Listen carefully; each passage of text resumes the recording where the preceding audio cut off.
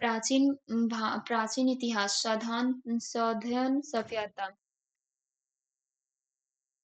लोथल, गोदीवाड़ा, कालीबंगा, जूता हुआ खेत, धौलावीरा, हड़प्पा लिपि के बड़े आकार के 10 चिन्ह वाले शिलालेख, बनवाली, पक्की मिट्टी की बनी हुई हल की प्रकृति, लोथल, गोदीवाड़ा, कलीबंगा, जूता हुआ खेत, घोड़ावाली, हड़प्पा लिपि के बड़े आकारों के 10 चिन्हों वाला एक शिलालेख, बनवाली, पक्की इन मिट्टी की बनी हुई हल की प्रकृति, जैन बौद्ध भगवत एवं शैव धर्म। प्राचीन भारत के बौद्ध धर्म के में प्ररम्भवन नामक समारोह आयोजित किया जाता था।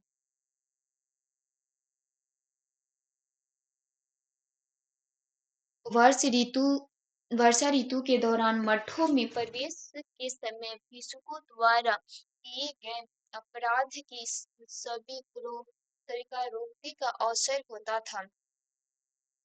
और वर्षा ऋतु के दौरान मठों में प्रवास के दौरान भिक्षुओं द्वारा किए जाने वाले अपराध सभी कारोकित को प्रबल कहा गया है। अनुशासन संघ की सभा में प्रस्थान पाठ को तथा सभा की अवैध कार्यवाही के लिए न्यूनतम संख्या 200 क्रम संख्या 20 सर्वाधिक पवित्र एवं महत्वपूर्ण त्योहार वैशाख पूर्णिमा बौद्ध के अष्टम स्थान लुम्बिनी गया सारनाथ कुशीनगर श्रावस्ती संकाय राजगीर तथा वैशाली मौर्य मौर्योत्तर काल विशाखा दैत्य के प्राचीन भारतीय नाटक मुद्रा रक्षा की विषय वस्तु है। चंद्रगुप्त मौर्य के समय में राज दरबार की दूरभिसंधियां के बारे में मुद्रा रक्षा सांस्कृतिक का प्रसिद्ध ऐतिहासिक नाटक है। चौथी सदी के उत्तरार्ध एवं 5वीं सदी के पूर्वार्ध में विशाखा दत्त द्वारा इसकी रचना की गई थी। इस ग्रंथ में चंद्रगुप्त मौर्य को विश्व की संख्या दी गई है। इस ग्रंथ में नंद वंश के पतन तथा मौर्य साम्राज्य की स्थापना की जानकारी मिलती है। 800 से 1200 की राजनीतिक सामाजिक स्थिति निम्नलिखित में से कौन सा कथन सही नहीं है।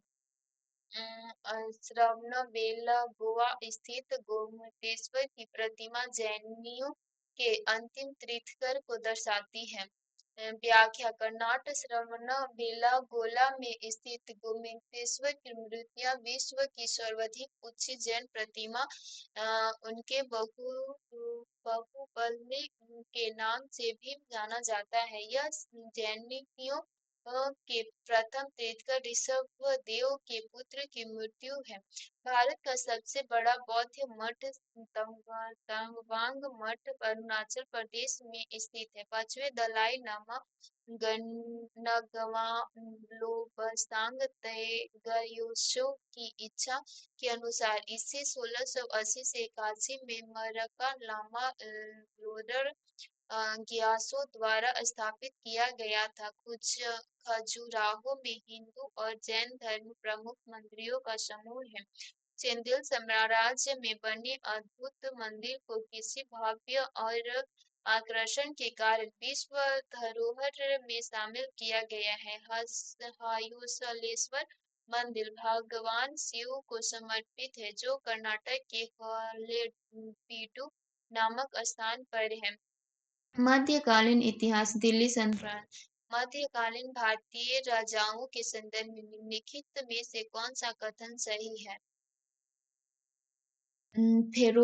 फिरोज तुगलक के गुलामों का एक अलग विभाग स्थापित किया गया है। व्याख्या फिरोज तुगलक को दास का बहुत शौक था, अतः उनकी देखभाल के लिए एक पृथक विभाग और एक पृथक अधिकारी की नियुक्ति की है। उसके राज्यों में दासों की संख्या लगभग 1,80,000 थी जो जिनकी शिक्षा का पूरा ध्यान रखा जाता था। दीवानी ए आरिज या आरिज ये मालिक विभाग को दीवाने अर्ज कहा जाता है। इस विभाग की स्थापना बलबन ने की थी तथा अलाउद्दीन खिलजी के समय इसका महत्व बढ़ गया था।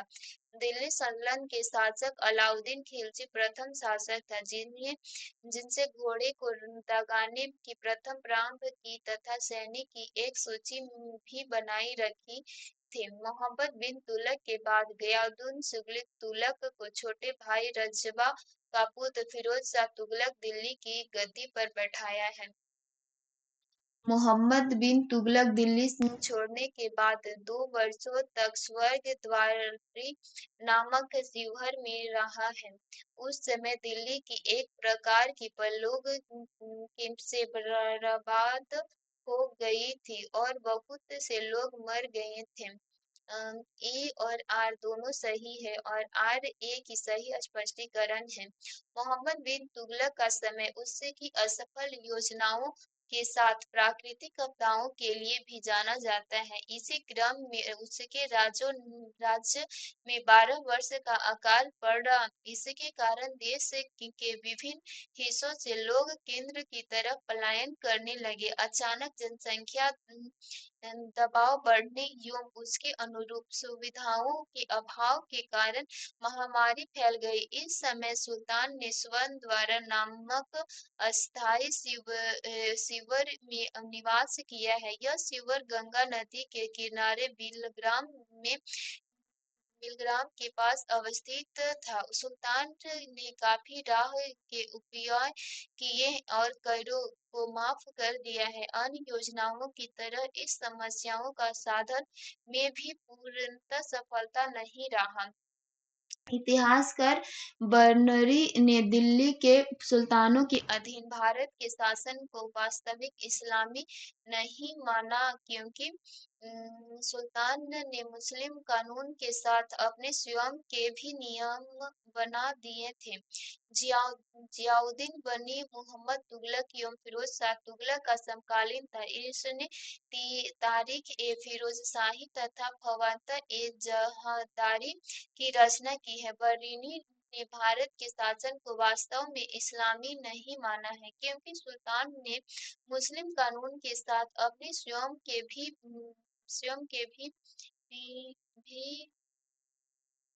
निकाय बना दिए थे। भक्ति आंदोलन भारतीय इतिहास सूफीवाद के संदर्भ में निम्नलिखित कथनों पर विचार कीजिए।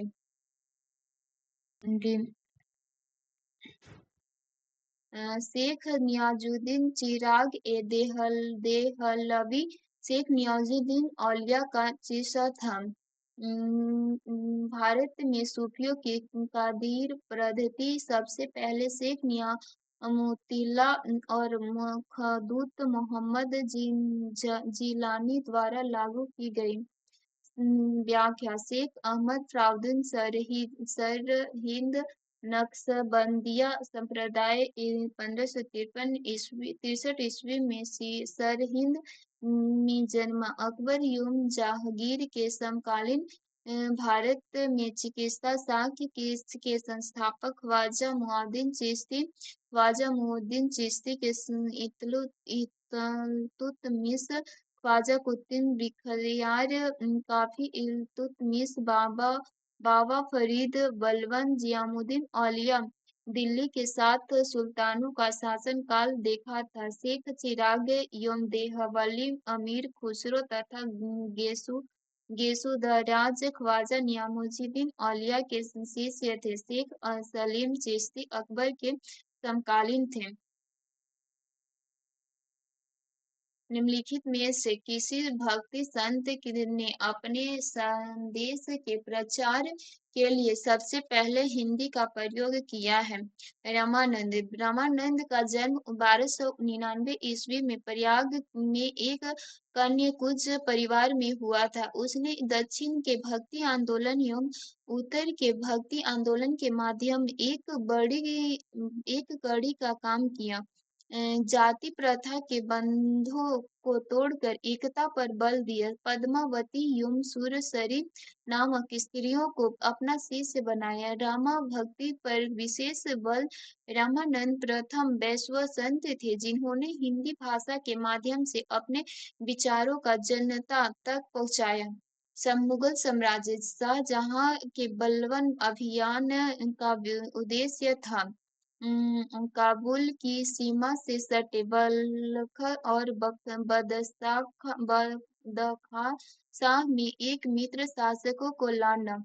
शाहजहां के समय बल्ख का शासक नजर मोहम्मद था। उसने जहांगीर के समय से ही उस क्षेत्रों में अव्यवस्था फैला रखी थी। शाहजहां के बल्ख अभियान का उद्देश्य मध्य एशिया तथा पश्चिमी एशिया के बीच सुल्तान की व्यवस्था बनाए रखना था ताकि वे भारत के लिए खतरा न बनने। जहां इनका यह अभियान सफल तो रहा लेकिन उसमें स्थायित्व नहीं था। आधुनिक इतिहास। 1897 का विद्रोह एवं 19वीं शताब्दी का जन आंदोलन।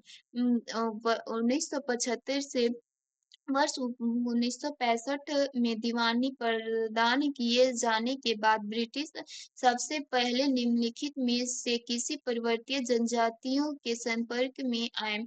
खासी, बंगाल, बिहार तथा उड़ीसा की दीवानी प्राप्त करने के पश्चात कांग्रेस ने सिलहट से जजिया तथा गारो पहाड़ी जोड़ने के उद्देश्य से सड़कों का निर्माण प्रारंभ किया, परंतु इस क्षेत्र में निवास करने वाली खासी जनजाति के द्वारा तीरथ सिंह के नेतृत्व में इसका विरोध किया गया है। इस प्रकार अंग्रेज सर्वप्रथम खासी पर्वतीय जनजाति के संपर्क में आया है। प्रमुख संस्थाएं संघीय आयोग अधिनियम। सूची 1 भारत की उपनिवेशी सरकार की अधिनियम को सूची 2 प्रावधान के साथ सम्मिलित कीजिए और सूचियों के नीचे दिए गए कूटों का प्रयोग कर सही उत्तर का चुनाव कीजिए।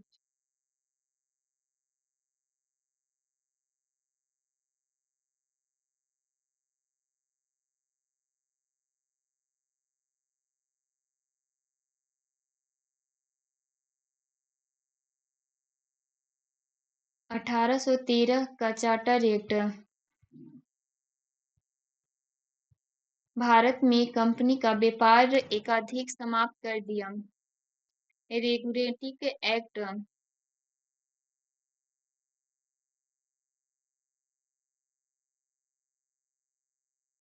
कंपनी के निदेशक को कंपनी के प्रबंधक से संबंधित सभी पत्राचार और दस्तावेज ब्रिटिश सरकार को प्रस्तुत करने को कहा गया।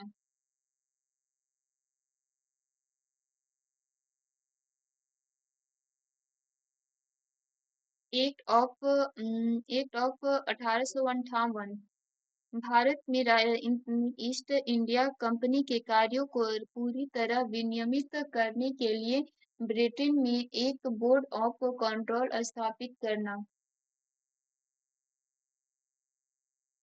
East India India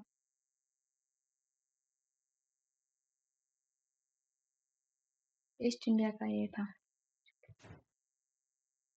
charter act 1813 Bharat में कंपनियों का व्यापार एकाधिकार समाप्त कर दिया गया।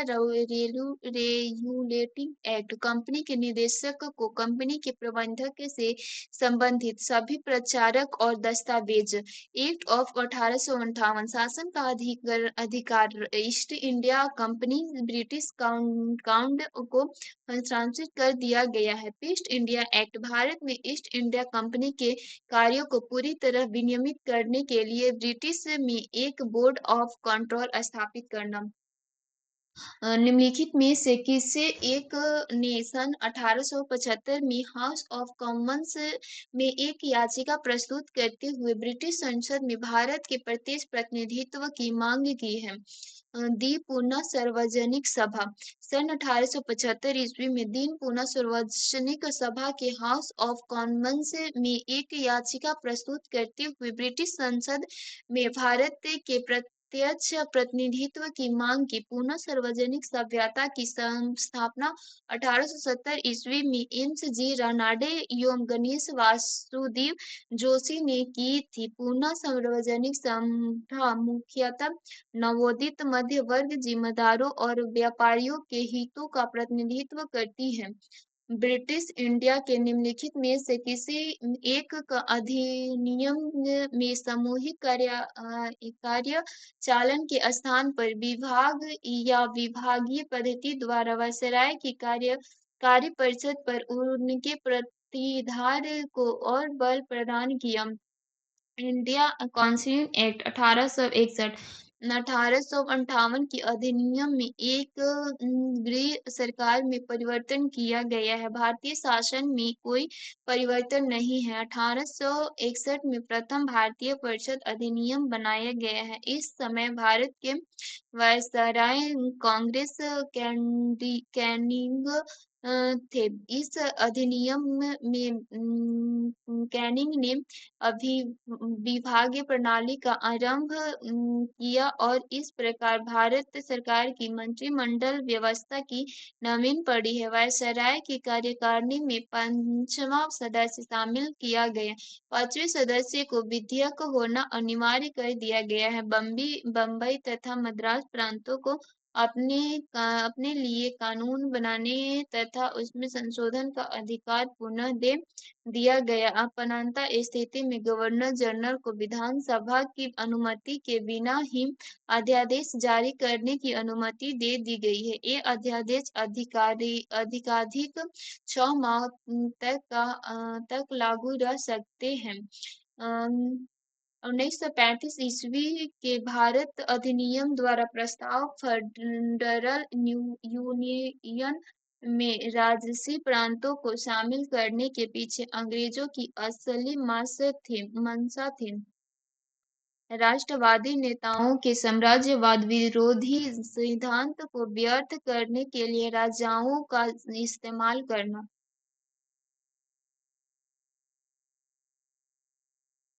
1935 ईस्वी के अधिनियम में एक अखिल भारतीय संघ की व्याख्या व्यवस्था का प्रावधान था। इसमें ब्रिटिश प्रांतों को अनिवार्य रूप से तथा रियासतों को स्वैच्छिक रूप से सम्मिलित होने का प्रावधान था। 1930 के दशक में राष्ट्रीय आंदोलन के स्वरूप को देखते हुए एकता की भावना काफी प्रबल हो रही थी। ब्रिटिश सरकार ने इस अधिनियम का उद्देश्य 1793 के जमींदारों को ढाल के रूप में रखने की तर्ज पर एक प्रतिरोधात्मक शक्ति के रूप में विकसित करने का था, जो इन राष्ट्रवादियों से बचने के लिए ढाल बन सके। स्वतंत्रता संग्राम एवं राष्ट्रीय आंदोलन।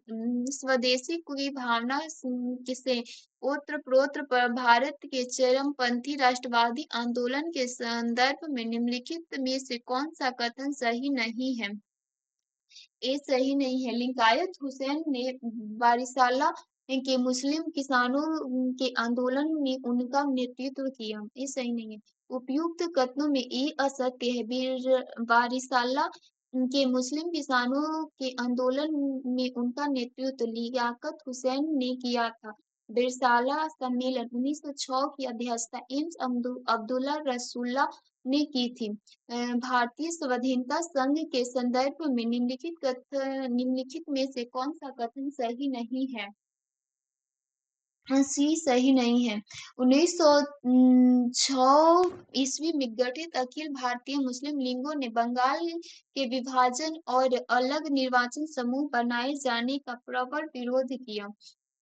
1906 में बंगाल के राष्ट्रवादी मुसलमानों ने आहार आंदोलन चलाया है। इसमें मुसलमानों मूल अली हकीम अजमल खान हसन इमाम इत्यादि। इन्होंने यह प्रस्तावित किया कि मुसलमानों को ब्रिटिश चुटुकारिता बंद करके राष्ट्रीय आंदोलन का समर्थन करना चाहिए। कांग्रेस संगठन के समय सर सदैव अहमद खान ने इसका विरोध किया था। 30 दिसंबर 2006 को ढाका में नवाब सलीमुल्लाह ने मुस्लिम लीग का गठन किया है। यह कांग्रेस की फूट डालो और राज करो की नीति का प्रत्यक्ष परिणाम था। मुस्लिम लीग ने बंगाल विभाजन का विरोध नहीं किया। उसने मुसलमानों के लिए अलग निर्वाचन प्रणाली की मांग की, जिसे 1909 ईस्वी में मार्लोमेटो सुधार में मान लिया गया। भारत इतिहास के औपनिवेशिक काल के संदर्भ में सूची को सूची 2 में विषयों के साथ सम्मिलित कीजिए और सूचियों के नीचे दिए गए कूटों का प्रयोग कर सही उत्तर चुनिए।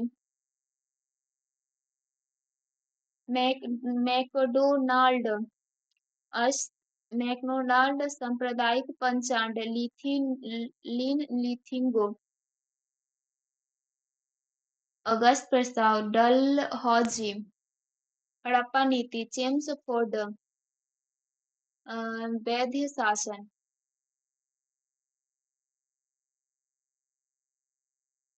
रेंस मैकडोनाल्ड सांप्रदायिक पंचांग लॉर्ड लियोगो अगस्त प्रस्ताव लॉर्ड डलहौजी हड़प्पा नीति लॉर्ड चेम्सफोर्ड दैत्य सिद्धांत भारतीय संविधान संघ के दौरान रीट्स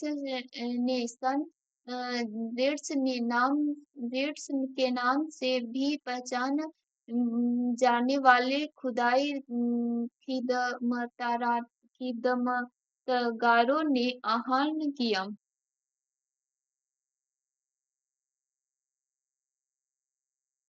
पठान क्षेत्रीय राष्ट्रवादी एकता का और उपनिवेशिक के विरुद्ध संघर्ष का व्याख्या 12 मार्च 1930 को गांधी जी ने दांडी मार्च साबरमती आश्रम से शुरू किया। दांडी गुजरात के नवसारी जिले में स्थित है। इसके अंतर्गत 6 अप्रैल 1930 को दांडी में अवैध रूप से नमक कानून तोड़ा है। इसके बाद संपूर्ण देश में एक व्यापक आंदोलन शुरू हुआ। इसी के अंतर्गत पश्चिमोत्तर प्रांत में आंदोलन का नेतृत्व खान अब्दुल गफार खान ने किया।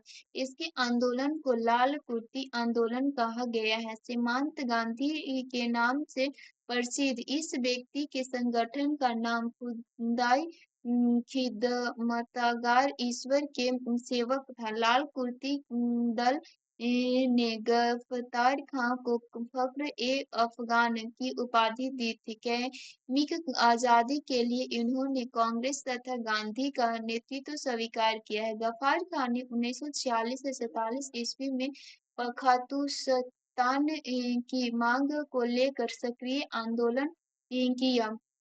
भारत के विभाजन को टालने का अंतिम अवसर समाप्त हो गया था। कैबिनेट मिशन को स्वीकार करने के साथ ही व्याख्या कैबिनेट मिशन मार्च 1942 ईस्वी फार्मूला 10 जुलाई 1944 बिल फ्लांस 14 जून 1945 कैबिनेट मिशन मार्च 1946 कैबिनेट मिशन में एक अखिल भारतीय संघ के गठन का प्रस्ताव था। भारतीय द्वारा संविधान बनाने के लिए संविधान सभा के गठन का प्रस्ताव था। इसके अंतर्गत चुनाव हुए। मुसलमानों के लिए आरक्षित 78 सीट में से सम्मिलित लीग ने 73 सीट जीते हैं। इनमें से कैबिनेट मिशन योजना को अस्वीकार कर दिया, क्योंकि इसमें किसी भी रूप में अलग अलग पाकिस्तान की मांग को अस्वीकार कर दिया गया था। मुस्लिम लीग के इस निर्णय के साथ ही विभाजन से बचने का अंतिम प्रयास असफल हो गया। कथन ए 1930 ईस्वी के दशक के आरंभ में भारतीय राष्ट्रीय लहर में श्रमिक भागीदारी का प्रभाव था। श्रमिक नेता भारतीय राष्ट्रीय कांग्रेस की विचारधाराओं को बुजुर्गों और प्रतिक्रियावादी समझते थे। उपयुक्त के संबंध में निम्नलिखित में से कौन से सही है? ए और आर दोनों सही है, किंतु आर सही व्याख्या ए आर इस ए की सही व्याख्या आर नहीं है। कांग्रेस के गठन की से लेकर 1930 ईस्वी के दशक के अंत तक इस पार्टी का श्रमिक के कल्याण के लिए कोई ठोस योजना नहीं थी। श्रमिकों के कल्याण एवं उसकी समस्याओं को आधार बनाकर 1930 ईस्वी के दशक में भारतीय कम्युनिस्ट पार्टी व्यापक के रूप में उभर कर सामने आई है। भारतीय राष्ट्रवादी लहर का एक प्रभावी अंग बना है।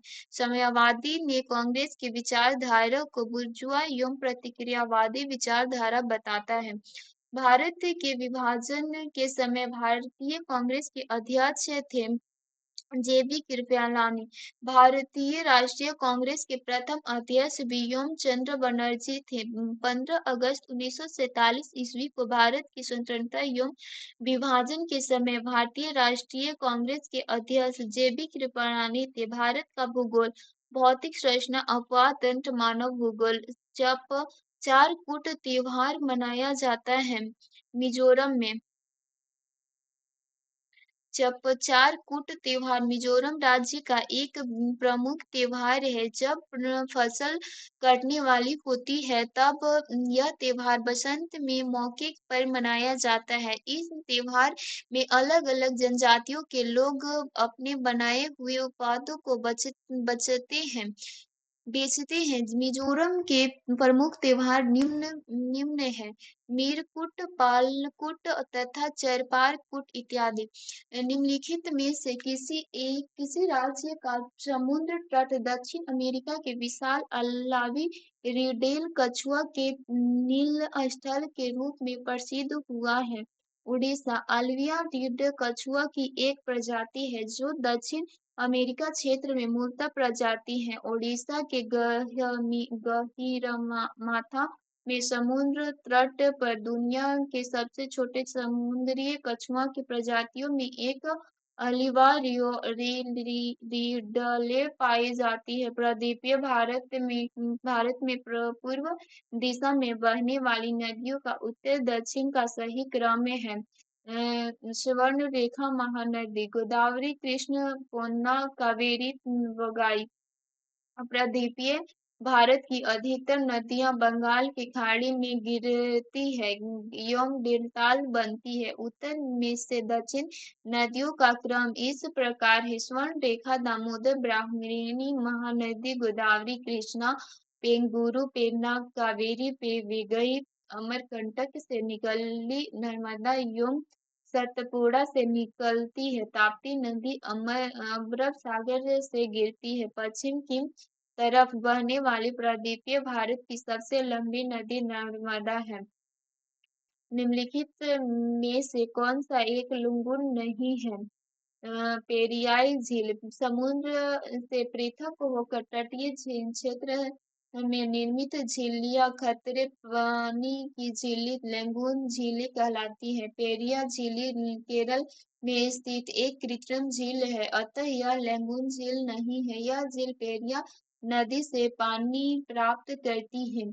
मानसून एवं मिट्टी सिंचाई परियोजना कृषि सूची 1 सूची 2 के साथ सम्मिलित कीजिए और सूचियों के नीचे दिए गए कूटों का प्रयोग कर सही उत्तर चुनिए। एशियाई जंगली गधा टीका हेमिओन्स बाहर सिंह स्वर दुआरू सेली चिंकरा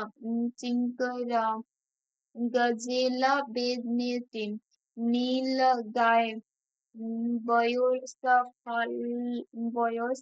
लाफ ट्रोंगोसेमेल्स। व्याख्या प्रणाली एशियाई जंगली गधा इकट्ठा होमियोन्स बारहसिंहा स्वर दुआसेली चिंकारा गज्जे वाली बेनेटिन नीलगाय बाइबोस लाफ ट्रेगोनेल्स। एक मौसम विज्ञान केंद्र का औसत वार्षिक तापमान 26 डिग्री सेल्सियस है। इसकी औसत वर्षा 63 सेमी है और इसके तापमान का वार्षिक परिसर 9 डिग्री सेल्सियस है। से संदर्भित केंद्र है चेन्नई। दिए गए तथ्यों में से स्पष्ट होता है कि यह चेन्नई के बारे में संदर्भित है। लंबी जड़ों और नुकीले कांटों तथा अशुल्क युक्त झाड़ियों और लघु वृक्ष वाले संरक्षित अरुद्ध वन सामान्य रूप से पाए जाते हैं।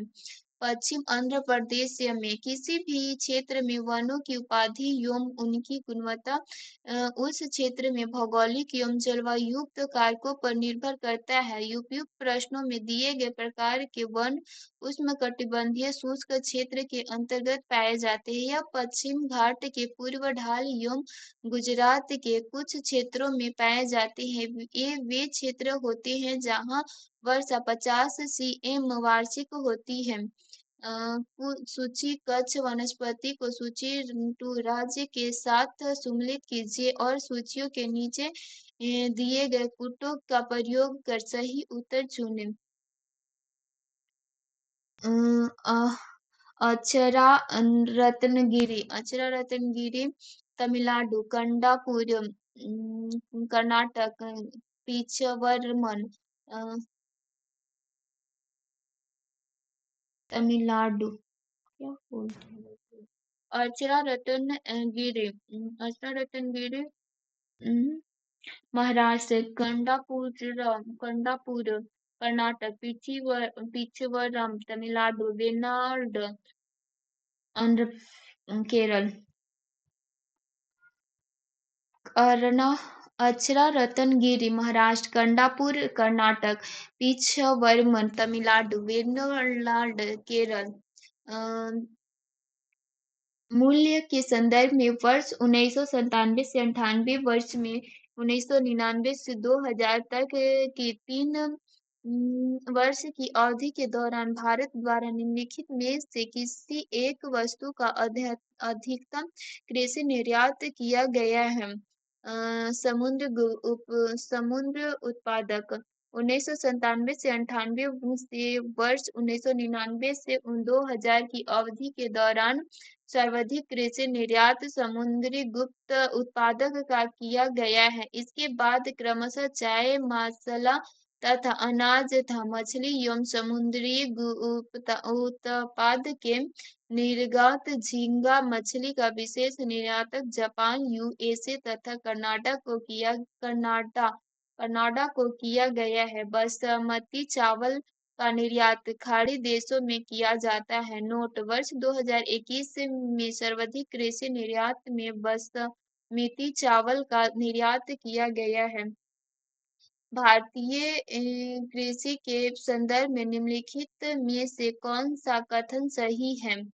भारत में दालों की खेती के अंतर्गत आने वाला लगभग 90% क्षेत्र वर्षा द्वारा पोषित है।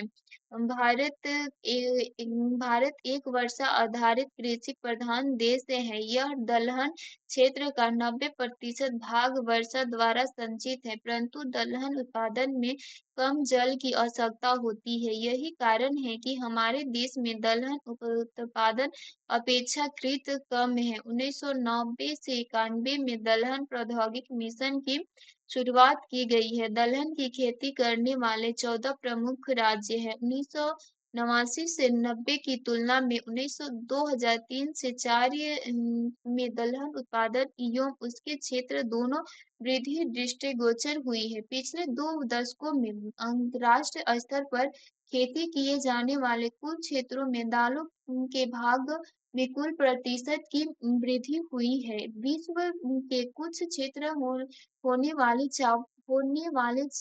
चावल की खेती का लगभग 12% भाग में है। भारत में होने वाली खेतों में कुछ क्षेत्र में से लगभग 24% क्षेत्र में चावल की खेती होती है। दिए गए आंकड़ों का प्रश्नांक संबंधित है। भारत के संदर्भ में निम्नलिखित में से कौन सा कथन सही नहीं है? देश में सिंचाई के प्रमुख स्रोत कुएं हैं। सही नहीं, सही, ये सही है। देश के उत्तरी भागों में नदियों का जाल होने के कारण यहाँ की अधिकांश मिट्टी क्षारीय मिट्टी है। संपूर्ण देशों में कुछ सिंचित कृषि क्षेत्र का लगभग 42% नहरों द्वारा सिंचित है, जो अधिकतम है। देश के लगभग 32% क्षेत्र औसत 750 एमएम वार्षिक होती है। खनिज शक्ति संसाधन एवं उद्योग एवं व्यापार। रेणुकूट स्थित एल्युमीनियम की फैक्ट्री हिंडनबर्ग का वहां स्थित होने का मूल कारण है।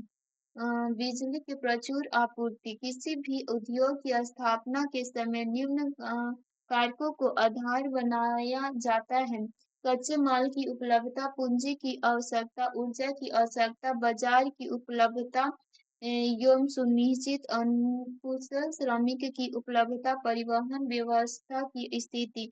रेकुटुट में स्थित एल्युमीनियम फैक्ट्री के पीछे किसी एक कारक को विशिष्टता प्रदान नहीं किया जा सकती है, लेकिन उनमें से प्रमुख कारक के रूप में ऊर्जा उपलब्ध के आधार पर बनाया जा सकता है। निम्नलिखित कथनों पर विचार कीजिए।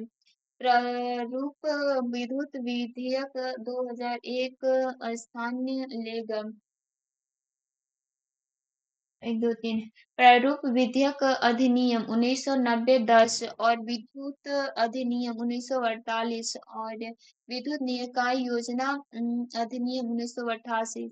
कथन सही है। प्रारूप विद्युत विधेयक 2001 विद्युत अधिनियम 2003 के रूप में 10 जून 2003 से लागू हुआ है। इस अधिनियम के लागू होने से भारतीय बिजली अधिनियम 1910 के बिजली आपूर्ति अधिनियम 1948 तथा बिजली निकाय आयोजन अधिनियम 1980 निरस्त हो गए थे। केंद्र सरकार के अप्रैल 2004 में विद्युत अपील न्यायाधिकरण की स्थापना कर दिए हैं। इसका मुख्य नई दिल्ली में है। निम्नलिखित कथनों पर विचार कीजिए। विचार कीजिए। एनटीपीसी भारत की सबसे बड़ी पावर यूटिलिटी है। उत्पादन ओएनजीसी द्वारा भारत में एलपीजी का आधा उत्पादक ओएनजीसी द्वारा किया जाता है। भारतीय तेल निगम भारत के सभी तेल शोधकों कारखानों को परिचालित करता है। भारतीय वायु कारखाना विभाग तौर पर चलाया जाने वाला देश का सबसे बड़ा औद्योगिक उपकरण है। डी 1 और 4 सही है। एनटीपीसी नई दिल्ली की स्थापना 1975 में देश में ताप बिजली के नियोजन, प्रोत्साहन तथा विकास के उद्देश्य से की गई है। यह एक अनुसूची ए महारत्न कंपनी है। पेट्रोलियम संसाधनों के विकास तथा पेट्रोलियम उत्पादन की बिक्री के लिए एफ.बी. 1994 को ओएनजी नामक पब्लिक लिमिटेड कंपनी में 1956 में गठित तेल एवं प्राकृतिक गैस योग को बदल दिए गए हैं। भारत में इस समय कुल 18 तेल शोधक कारखानों हैं, जिसमें से 70 सार्वजनिक क्षेत्र, एक निजी क्षेत्र रिलायंस इंडस्ट्रीज में है। इससे 7 का स्वामित्व इंडियन ऑयल कॉरपोरेशन एलटीडी के हाथ में है। भारतीय वायुधक कारखाना विभागीय तौर पर चलाया जाने वाला देश का सबसे बड़ा औद्योगिक उपकरण है। परिवहन। भारतीय परिवहन प्रणाली के संदर्भ में निम्नलिखित कथनों पर विचार कीजिए।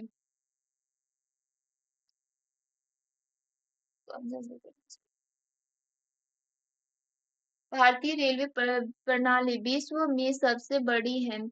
राष्ट्रीय राजमार्ग संपूर्ण सड़क परिवहन आवश्यकता के 43% पूर्ति करते हैं। राज्यों के केरल की भूतल मार्ग संघनन उच्चतम है। राष्ट्रीय राजमार्ग सशक्त 7 देश का सबसे लंबा राजमार्ग है। 2 और 4 सही हैं। रेलवे अमेरिका, रूस एवं चीन के पश्चात विश्व में चौथे स्थान पर विद्यमान है। यहाँ की कुल सड़कों का 2% 1.96% राष्ट्रीय राजमार्ग है, परंतु ये देश के लगभग 40 से 45% वाहनों को ढोते हैं। महाराष्ट्र में सड़कों का घनत्व सर्वाधिक है, न कि केरल में।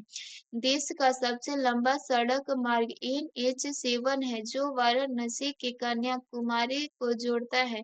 इस वर्तमान में NH44 के नाम से जाना जाता है। विश्व का भूगोल। ब्रह्मांड एवं सौरमंडल। सूर्य का प्रभामंडल प्रकाश के अपवर्तक से उत्पन्न है। पछाभ मेघा के हिम स्फटिकों में सूर्य का प्रभामंडल सूर्य के चारों ओर दिखाई देने वाला घेरा का होता है। प्रकाश की किरणें जब पछाभ कपासी मेघा के ऊपरी स्तर पर पाए जाने वाले हिम क्रिस्टलों से गुजरती है, तो उनके अपवर्तन से सूर्य के चारों ओर रिगन प्रभामंडल दिखाई देना संभव हो पाता है। निम्नलिखित पारिस्थितिक वर्गीकरणों पर विचार कीजिए। इन पारिस्थितिक वर्गीयों के धवताल परिणाम का घटक क्रम है। टुंड्रा और टैंगा और उष्णकटिबंधीय सदापर्णी और उष्णकटिबंधीय पर्णपाती। पृथ्वी पर सूर्य की किरणें विकिरण द्वारा की जाती है। पृथ्वी की सतह पर टकराने के बाद उनका परिवर्तन होता है। पृथ्वी की सतह द्वारा अवशोषित ऊष्मा एवं परिवर्तित ऊष्मा के अनुपात को धरातल कहते हैं। टुंड्रा क्षेत्र में धवलता की मात्रा सर्वाधिक, जबकि विषुवत रेखा क्षेत्र में यह न्यूनतम होती है। इस धवलता परिणाम का घटता क्रमशः टुंड्रा, टैंगा, उष्णकटिबंधीय पर्णपाती तथा उष्णकटिबंधीय सदापर्णीय होता है। हमारे सौर परिवार के संदर्भ में निम्नलिखित में से कौन सा कथन सही है? हमारे सौर परिवार के सभी ग्रहों में पृथ्वी सघनता है। हमारे सौर परिवार के सभी ग्रहों में पृथ्वी सघनता है। ग्रहों के औसत ताप घनत्व का आरोही क्रम इस प्रकार है: पृथ्वी, बुध, शुक्र, मंगल, अरुण, वरुण, सूर्य, बृहस्पति, शनि। स्थल मंडल। निम्नलिखित जलवायु विषयक तत्वों पर विचार कीजिए। जलवायु परिवर्तन। 1 2 3 4। संघन और उष्ण ताप एवं आर्द्रता। पर्वत विज्ञान। ऊर्ध्वाधर हवा। मेघा गर्जन तड़ित झंसा की एक प्रक्रिया है। मेघा गर्जन के कारणों में संघन, उच्च ताप एवं आर्द्रता एवं ऊर्ध्वाधर हवा की गणना होती है। मेघा वर्षण में परिवर्तन विज्ञान की महत्वपूर्ण भूमिका होती है। अल्पकालिक जलवायु संबंधी पूर्वानुमान के लिए पिछले दशक में ज्ञान हुई निम्नलिखित स्थितियों में से कौन सी एक भारतीय उपमहाद्वीप में विरल शनि मानसून वर्षा से संबंध है? एल नीनो और दक्षिणी दोलन।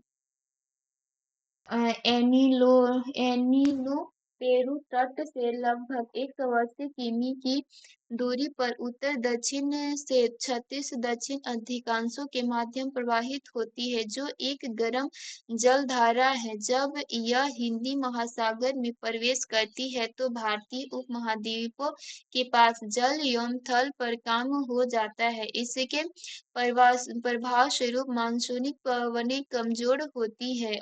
ला लीनो भी एक परिसागरीय धारा है, जिसकी उत्पत्ति उस समय होती है जब ए नीलो का प्रभाव क्षीण हो जाता है। ला नीलो के प्रभाव के कारण सामान्य से अधिक वर्षा होती है तथा भारत में मानसून अधिक सक्रिय हो जाता है। एल नीनो तथा दक्षिणी दोलन एक दूसरे से संबंधित है तथा इनमें सम्मिलित रूप से इन एलो कहा जाता है। जलवायु विज्ञान इंसो को प्राकृतिक प्रकोपों का पर्याय मानते हैं।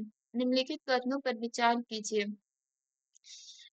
भूमध्य क्षेत्रों में वर्षा 4 मुख्य ऋतुओं में विभाजित होता है। भूमध्य सागरीय क्षेत्रों में गर्मियों में अधिक वर्षा होती है। चीन की तरह की जलवायु में पूरे वर्ष वर्षा होती है। उष्णकटिबंधीय उच्च भूमि विभिन्न जलवायु के ऊर्ध्व अनुक्षेत्र वर्गीकरण को प्रदर्शित करती है। 3 और 4 सही है। भूमध्यय क्षेत्रों पर वर्षा भर उच्च तापमान रहता है। भूमध्य सागरीय वर्षा वाली पेटी की विस्तृत 30 डिग्री से 40 डिग्री अधिकांश चीन के बीच होता है।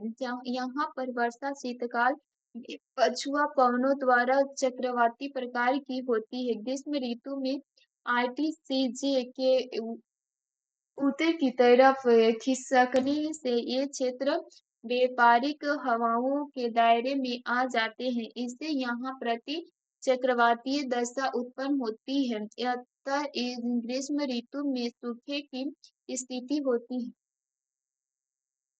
निम्नलिखित कथनों पर विचार कीजिए। महासागरीय धाराएं महासागर में जल का मंद पृष्ठ संचालन होती है। महासागरीय धाराएं पृथ्वी का ताप संतुलन बनाए रखने में सहायक होती है। महासागरीय धाराएं मुख्य संतान परिवर्तनों द्वारा संचालयमान होती है। महासागरीय धाराएं महासागरों स्वरूपन द्वारा प्रभावित होती है। 2 और 3 और 4 सही है। सागरों के जल के एक निश्चित दिशा में प्रवाहित होने की गति को धाराएं कहते हैं। महासागरीय धाराओं में जल की पृष्ठ का एक संचालन मध्य एवं तीव्र दोनों तरह से हो सकता है। ये धाराएं पृथ्वी पर तापमान में संतुलन में पर्याप्त सहयोग प्रदान करती है। महासागरों की उत्पत्ति संबंधित कारक इस प्रकार है। पृथ्वी की परिक्रमण गति एवं गुरुत्वाकर्षण बल, तापमान, लवणता, घनत्व में विभिन्नता, वायु दाब एवं हवा इनमें प्रचलित या सनातनित हवाएं मुख्यतः भूमिका निभाती है। वाष्पीकरण तथा वर्षा धाराओं की दिशा में परिवर्तन लाने वाले कारकों में तट की दिशा एवं आकार, तटीय स्थलाकृतियां, मौसमी परिवर्तन, पृथ्वी का परिभ्रमण इत्यादि। निम्नलिखित देशों पर विचार कीजिए। अल्बानिया, बेनिस, हर्जेगोविना, क्रोएशिया, मैसेडोनिया इनमें से किन देशों की सीमा एड्रियाटिक सागर के रूप में है? 1, 2 और 3। एड्रियाटिक सागर के तट पर स्थित देशों में अल्बानिया, सर्बिया, मानीनेग्रो, इटली, क्रोएशिया तथा बोस्निया हेर्जेगोविना है। इटली का प्रसिद्ध शहर वेनिस एड्रियाटिक सागर के तट पर स्थित है। वायुमंडल नीचे 2 वाक्य दिए गए हैं। एक को कथन ए और दूसरा कारण आर कहा गया है। पृथ्वी वस्तु चक्रवात के केंद्र के ऊपर अभ्यंतरण कुंडलित होती है। कारण आर हवा चक्रवात के केंद्र में आरोहित होती है। ए और आर दोनों सही है और ए की सही व्याख्या आर है। चक्रवात तथा प्रति चक्रवात 2 स्थितियां जलवायु परिघटकों में होती है। चक्रवात के केंद्र में निम्न वायु दाब तथा प्रति चक्रवात के उच्च वायु दाब होता है। चक्रवात की दशा में वायु उत्तरीय गोलार्ध में दक्षिणी दक्षिणावर्त तथा दक्षिणी गोलार्ध में वामार्त होती है। प्रति चक्रवातीय दशा में वायु उत्तरीय गोलार्ध में घड़ी की सुई की दिशा में, एक दक्षिणी गोलार्ध में विपरीत दिशाओं में चलती है। निम्नलिखित में दो वाक्यांश है, एक को कथन ए तथा दूसरे को करण आर कहा गया है। इन दोनों वाक्यांशों का सावधानी पूर्वक परीक्षण करें। इन प्रश्नों का उत्तर नीचे दिए फोटो का सहायता से चुनिए। कथनी दोनों गोलार्ध के 60 डिग्री से 65 डिग्री अक्षांशों के उच्च दाब की ब्याज निम्न दाब की पेटी होती है। निम्न दाब के क्षेत्र भूमिका पर नहीं बल्कि महासागरों पर अस्थायी होती है।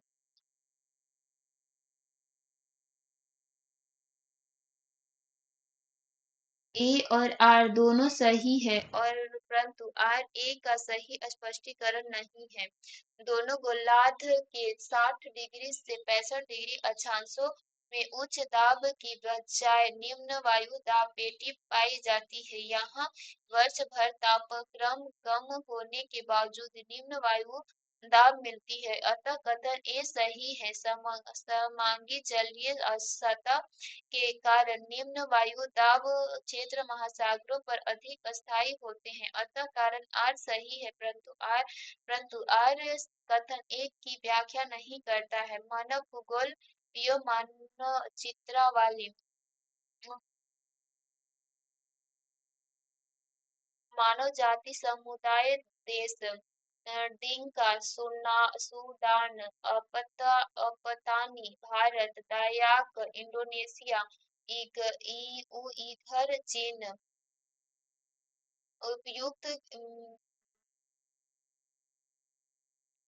उपयुक्त चित्र में दिए गए सारे द्वीपीय भूभाग हिंदी महासागर क्षेत्र में स्थित सारकोटायम के अधीन अफ्रीका देश सोमालिया के पूर्व में स्थित है। सेशेल्स अफ्रीका के अधीन मेडागास्कर के उत्तर पूर्व में स्थित चोगोल मालदीव के दक्षिण एवं मॉरिशस के उत्तर पूर्व में स्थित मॉरिशस मेडागास्कर एवं मॉरिशस के मध्य स्थित द्वीप है। दक्षिण एशिया के निम्नलिखित देशों पर विचार कीजिए। निम्न देशों में साक्षरता की स्थिति का घटता क्रम है। श्रीलंका, भारत, पाकिस्तान, बांग्लादेश। श्रीलंका 93.3%, 91.2, भारत 64.8, 73.0, पाकिस्तान 48.7, 54.9, बांग्लादेश 43.1, 56.8। जनसंख्या एवं नागरिकरण 20वीं शताब्दी के दौरान भारत की जनसंख्या को 4 पृथक चरणों में वर्गीकृत किया जा सकता है। सूची अवधि को सूची चरण के साथ सम्मिलित कीजिए और सूचियों के नीचे दिए गए फोटो का प्रयोग कर सही उत्तर चुनिए। 1901 से 1981। मध्य वृद्धि और कारण उच्च दर जन्म के साथ साथ उच्च मृत्यु दर। 1921 से 91 अस्थायी वृद्धि जन्म में वृद्धि मृत्यु दर से धीरे धीरे कमी। 1991 से 81 तीव्र गति से वृद्धि वृद्धि आर्थिक विकास चिकित्सक विकास जन जागरूकता जन दर की अपेक्षा मृत्यु दर में तेजी से कमी। 1981 वर्तमान जन्म दर एवं मृत्यु दर के दोनों में कमी कम होने के निश्चित लवणों को सहित तीव्र वृद्धि की आशा। निम्नलिखित देशों पर विचार कीजिए। निम्नलिखित देशों पर विचार कीजिए। जनसंख्या की दृष्टि से 10 बड़े देशों का आरोही क्रम 2011 की जनसंख्या के आधार पर इस प्रकार है। 1 चीनी, Bharat, US, Indonesia, Brazil, Pakistan, Bangladesh. रूस, जापान, नाइजीरिया। भारतीय संविधान एवं राज्य व्यवस्था। भारत का संवैधानिक विकास। भारत के संविधान का प्रारूप तैयार करने वाली संविधान सभा सदस्यों का है सदस्यों को विभिन्न प्रांतों का विधान सभा चुना गया है।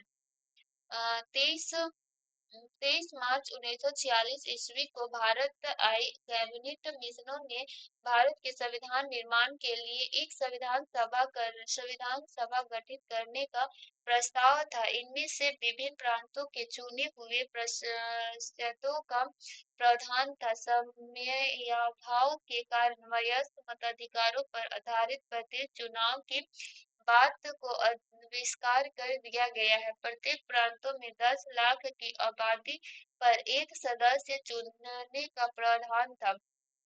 नागरिक एवं मूल कर्तव्य। राजनीति निर्देशक तत्व। राज्यों के नीति निर्देशक सिद्धांतों को भारत संविधान में शामिल किए जाने का उद्देश्य सामाजिक और आर्थिक प्रजातंत्र को स्थापित करना। भारतीय संविधान की प्रस्तावना में अंकित सामाजिक, आर्थिक तथा सामाजिक न्याय एवं बंधुत्व समानता के लिए एक सशक्त तरीके के रूप में शामिल किया गया है। राज्य का यह मूल्य कर्तव्य है कि विधि निर्माण करते हुए समय इन निर्देशक सिद्धांतों को ध्यान में रखे। अनुच्छेद 36 से 91 तक राज्यों के नीति निर्देशक तत्व का उपबंध संविधान में किया गया है। यह भारतीय संविधान में सामाजिक आर्थिक प्रजातंत्र को स्थापित करने के लिए उद्देशित है। भारतीय संविधान का अनुच्छेद को सूची 2 में प्रबंधन के साथ सम्मिलित कीजिए और सूचियों के नीचे दिए गए कोटों का प्रयोग कर सही उत्तर चुनिए। अनुच्छेद 16(2) अनुच्छेद 16(2) के अधीन किसी नियोजन या पद के संबंध में केवल धर्म, मूल, वंश, जाति, लिंग, उद्भव, जन्म स्थान, निवास के आधार पर भेदभाव नहीं। अनुच्छेद 29(2) भारत राज्य द्वारा घोषित या राज्य सहायता वाले शिक्षण संस्थाओं में प्रवेश पर नागरिकों के साथ केवल धर्म, मूल, वंश, जाति, लिंग, भाषा के आधार पर भेदभाव नहीं। अनुच्छेद 30 धर्म या भाषा पर आधारित सभी अल्पसंख्यकों वर्गों को अपनी रुचि के शिक्षण संस्थाएं स्थापित करने की स्वतंत्रता। अनुच्छेद 31(1) किसी व्यक्ति को कानूनी तरीकों से ही संपत्ति से वंचित किया जा सकता है, अन्यथा नहीं।